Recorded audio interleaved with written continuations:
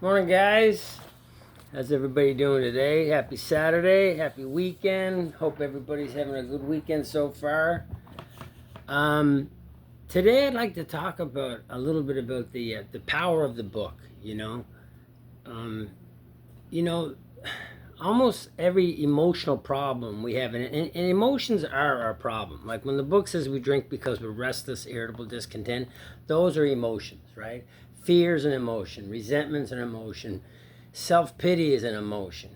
Guilt and shame, these are emotions. Frustration, those are all emotions, right? And almost everywhere in the book, if you have any of those emotions or any of these emotions at all, or even a couple of them, there's a place where to go. It tells you exactly what to do.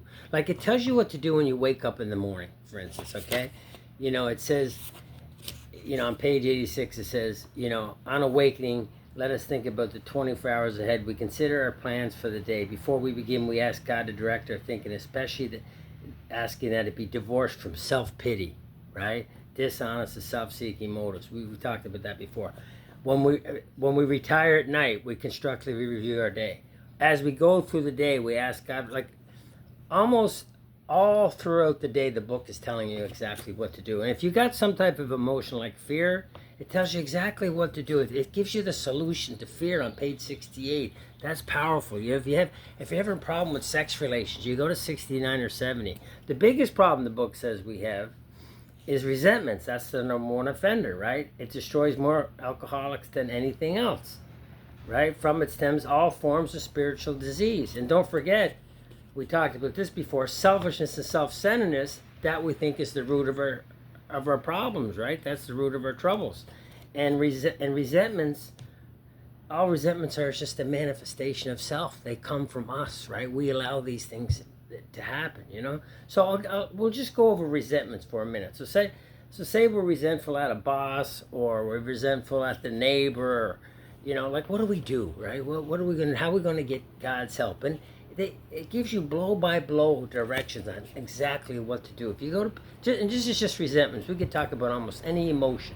Emotional sobriety, it's all emotional sobriety, because all you're looking at is emotion. Physical sobriety is when you no longer have to drink and use drugs to feel good anymore. Emotional sobriety is when you don't need people, places, and things to be okay. You're just okay no matter what they say or do. You know what I mean? And not easy to do, and nobody's perfect at it, and it's progress, not perfection, but we're shooting towards that. So if you look at resentments, it's a real paragraph page, powerful page. It says, okay, here's what we do with resentments. Okay, it says, when it comes to resentments, this was our course. Okay, we realized that the people who wronged us, right, those people out there, they're wrong, right? People who wronged us were perhaps spiritually sick. So they're spiritually sick, right? We got to look at them as sick people. But it says, though we did not like their symptoms and the way these disturbed us, they, like ourselves, right? We're alcoholics, man. Who are we to, throw the first stone? It says, they, like ourselves, were sick too. So we're also sick. They're sick, and in the 12 and 12, it says anytime we're disturbed, it's a spiritual axiom that anytime we're disturbed, no matter what the cause, no matter what they did, right?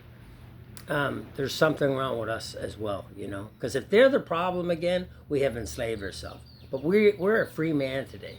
We're going to know a new freedom. The problem is always us. It doesn't mean we caused the problem, but if we're also disturbed, we're also at fault.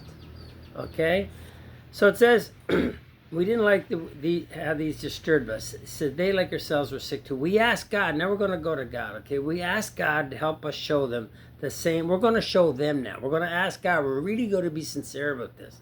And if we do this and practice this, it's not about just doing it once. It is about practicing it over and over and over. Okay, and we're going to ask God to help us show them. So I'm going to show them the same tolerance, pity, and patience that we would cheerfully grant a sick friend. And here's a little prayer. When a person offended, we said to ourselves, this is a sick man. How can I be helpful to him? God save me from being angry. Thy will be done. We avoid retaliation or argument. We wouldn't treat sick people that way, right? If we do, we destroy our chances of being helpful. We cannot be helpful to all, okay, obviously. But at least God will show us how to take a kindly, tolerant view of each and every one. That's the first order of business. Just to realize that they're sick and we're sick, and we're going to ask God to show them patience, tolerance, pity. But then it also says, okay, now we're going to get into our inventory, because we can't change them. Okay, we can't do their inventory. We're going to have a look at our inventory. It says, though a situation had not been entirely our fault, we tried to disregard the other person involved entirely. Where were we to blame? Okay, the inventory was ours, not the other man's. They're wrong too. You're going to meet people wrong all day long. But don't matter what they do. It matters how we're reacting to what they do. The problem is never really the situation of the problem anyway. Our problem is always how we're reacting to a certain situation. That's the real problem for the alcoholic, right? So the inventory was ours, not the other man's. When we saw our faults, we listed them. So we're going to put down our faults, right? We placed them before us in black and white. We admitted our wrongs honestly. These are our character defects, right? And we're willing to set these matters straight. Okay? So we're not going to constantly be looking at them as the problem. We're never going to get anywhere. We're going to enslave ourselves, like I said. So I can't change the world, okay, to fit me. But I can change me so I can go out into the world and live somewhat serenely and honestly and not be so affected by what people say and do. It's like, that's just resentments. But we got resentments in there, we got fear in there, we got self-pity in there, we got frustration in there, we got restless, irritable, discontent. We got all these emotions, and these are the emotions that we drink over. We had to get rid of these. The book even says justifiable anger. We can't handle justifiable or unjustifiable anger. We leave that better up to those who can handle it. So these are the emotions. This is the reason we drink. We got to do something about this stuff. And the book tells you exactly. It doesn't matter if it's fear, if it's anger, if it's resentment. It doesn't matter. Whatever it is, it's in here. The solution is in here. Unless there's an outside issue, unless you're dealing with some type of mental illness, or if you're dealing with some type of clinical depression or something. I've gone through that before. That's a different story. Nothing wrong with outside help. But really, for the alcoholic, as far as the steps are concerned, and having that spiritual awakening and getting into a place where we no longer require a drink, we're just okay not drinking. We're not going around restless, irritable, discontent. We no longer require a drink to feel okay anymore. What can I do for you? How are you doing? That's powerful. And it's not about just doing it once. Like if I wake up every single morning and ask God to especially divorce me for self-pity, because that's where resentments come from. Resentments come from me feeling sorry for myself. Look at what they did to me. I'm pissed off at him because look what he did to me. That's called self-pity. Look at what the world's doing to me, right? If I wake up every single morning and ask God to divorce me, and I've done this many times, especially divorce me for self-pity, it might not go away right away. But if I practice this every single morning, I don't have a whole lot of self-pity anymore. And I was full of self-pity when I was new.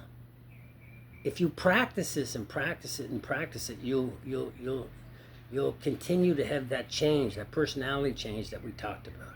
You will start to have less anger. You will start to have less self-pity. You will start to care about others more than even yourself.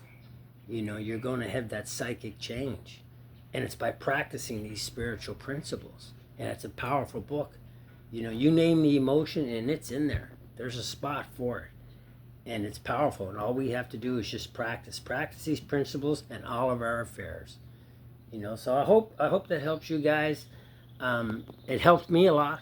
I'll tell you that. It saved my life. If it wasn't for these principles and applying it in my life, I would have been drunk and dead long ago. I know it. So that's all I got today, guys. I hope everybody has a great weekend, and we'll chat tomorrow. Love you all.